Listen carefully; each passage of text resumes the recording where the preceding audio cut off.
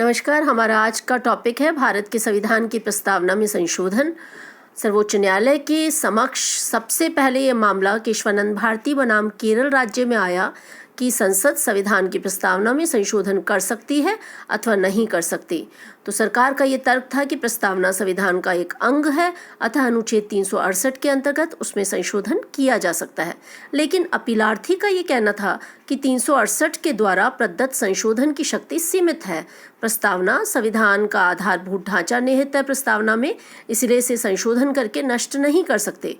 तो supreme court ने केशवानंद भारती के मामले में बहुमत से निर्धारित किया है कि प्रस्तावना संविधान का एक भाग तो है, अतः इसमें संसद संशोधन कर सकती है। किंतु न्यायालय ने इसके साथ ये भी कहा कि प्रस्तावना के उस भाग में कोई संशोधन नहीं किया जा सकता जो आधारभूत ढांचे अथवा बेसिक स्ट्रक्चर से संबंधित है।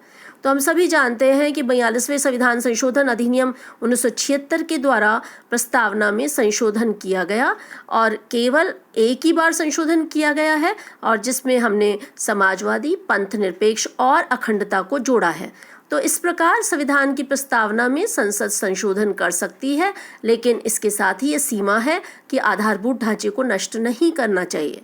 तो आप सभी को ये महत्वपूर्ण निर्णय केशवानंद भारती बनाम केरल राज्य, जिसमें संविधान की प्रस्तावना में संशोधन का प्रश्न उपस्थित हुआ, ये जानना चाहिए तथा न्यायालय के निर्णय को भी जानना चाहिए, जिसमें संशोधन की शक्ति को वैध मानते हुए आधारभूत ढांचे की सीमा को नियत किया गया। धन्यवाद।